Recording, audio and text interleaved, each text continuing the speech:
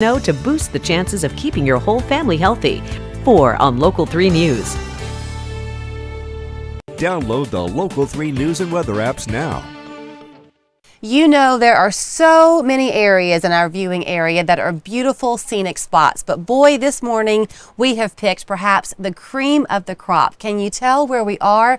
We are at Cloudland Canyon State Park in Rising Fawn, Georgia, talking with Jerry Wallace, who happens to be one of 2, right, naturalists here at the park? Park naturalists. And they said, tag, you are it, Jerry, because everyone here says that you are the man who knows it all. So I'm not going to, no, I do not, but I do know some. Well, they think you do, so thanks for the welcome in. They're awfully kind. You were very excited for us to pick this particular spot. We're just behind the interpretive center here. Yes. At the park, and we already knew it was going to be beautiful, but this view is stunning. Yeah, I have a nice view from the office. Yeah. Where are we exactly? We are atop Lookout Mountain, and we are atop the Cumberland Plateau. And the Cumberland Plateau extends from Gadsden, Alabama, up through Georgia and Tennessee, and on up to New England. There is the sound of water when you're here where we are, and I was expecting, because the canyon is rather deep.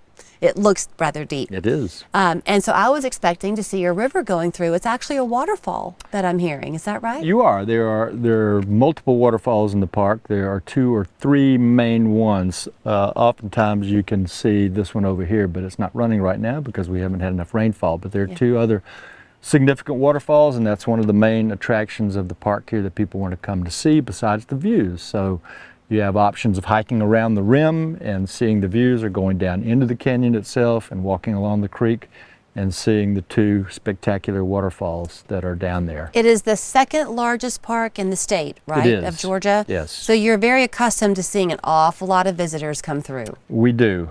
Yes, we do. We've been really busy lately. One thing that I think has been so appealing about Cloudland Canyon is the fact that it's user-friendly no matter your experience in the great outdoors. So if you're a beginner and you want to just kind of walk and see a little bit, this is a great place to come. But if you're more advanced, you can find trails that way too.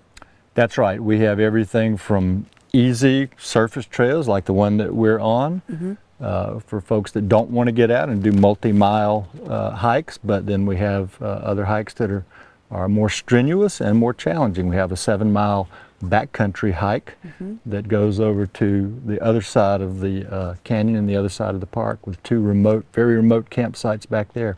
It might seem a little bit contradictory to think that we're talking about the great outdoors and then I'm going to say go to their website, but here's the reason why you'll want to check out their website. They have a schedule that's put out every couple of weeks because what Jerry and his team do, y'all have guided hikes that people can be a part of, so you can kind of wet your whistle, so to speak, following you, and it's no cost to the visitor. That's right. Most of our programs do not have a charge. There are a few exceptions to that.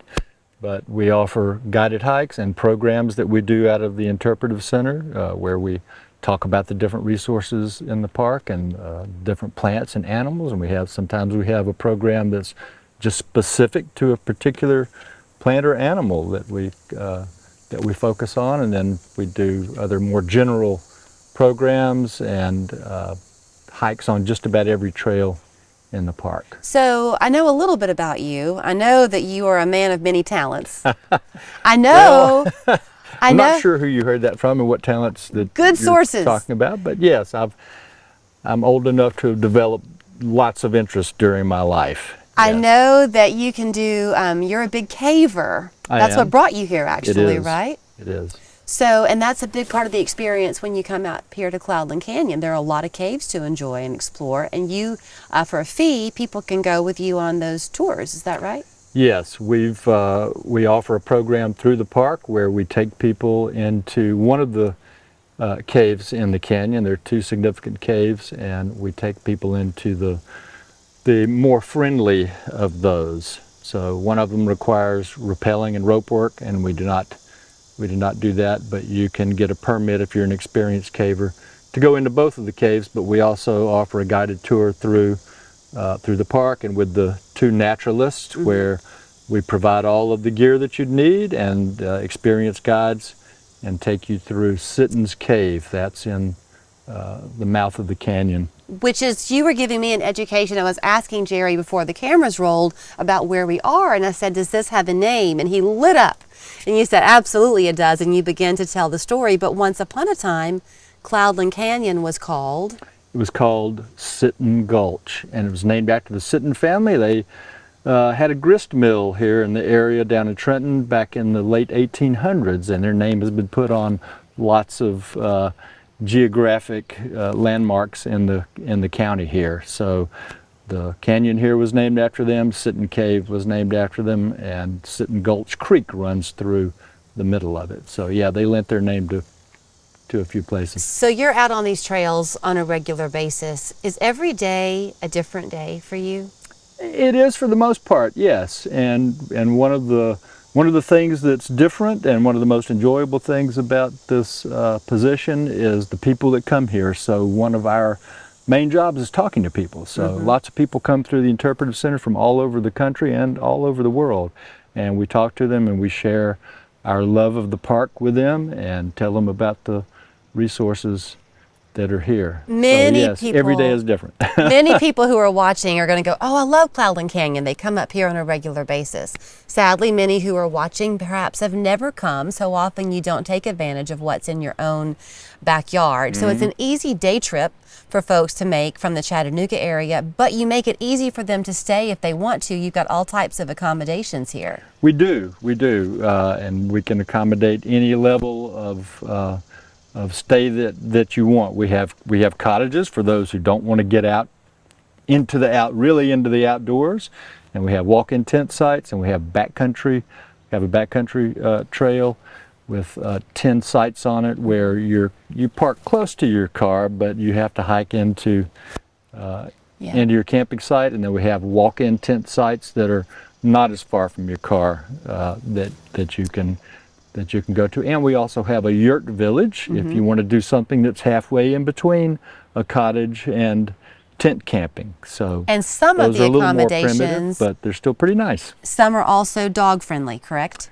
They are. The whole park is dog friendly, of course, standard on a 6-foot leash. Right. But we do have several cabins that are dog friendly. So Jerry handles the fun of it. He's the romantic of the staff here. But I did find out something before we began talking to him. This park is so popular throughout the state and the country that it is self-sustaining. So it is a state park, yes. But the monies raised from the visitors who come and choose to stay here keeps it self-sustaining, and then there's money left over to share throughout the state. I think that's a pretty impressive fact. And I want to highlight that part of the reason for that is because we have an incredible group of volunteers called the Friends of Cloudland Canyon State Park, and it's part of the Friends group that all the Georgia state parks have, and they contribute lots and lots of their time and effort and energy and money to the park. So their hours contribute to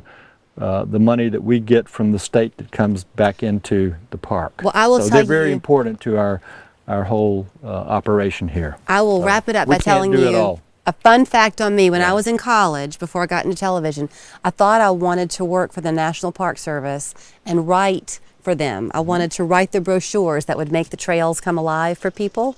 So you come up and you experience these trails and the beauty that is Cloudland Canyon State Park. Write your own poem or write your own words as you're walking along and taking in the beauty, and perhaps you'll meet Jerry along the way. Yeah. Thanks for the visit. You're very welcome. And I just want to say that coming up in September, we'll be starting our caving program up again. It's about to end for a month, but starting September 1st, we'll be offering those tours in the park. So come on out and crawl underground with us or hike out on a trail. Go to the cave, because apparently he plays the flute while he's in there. So there's your information. I have been known to do that. Cloudland Canyon State Park, their website there on your screen. Check that out to see the full events coming up every month. And the Facebook here. page. And the Facebook page as those well. are listed on that too. Thank you, Jerry. Thanks so much, Julie. I rode my first motorcycle when I was 7 years old, but I have seen firsthand the devastation that occurs when a negligent driver causes a wreck with a motorcyclist. If you or a loved one has been harmed while riding a motorcycle, let Wedemark Keith go to work for you. The name you know and trust. At Linder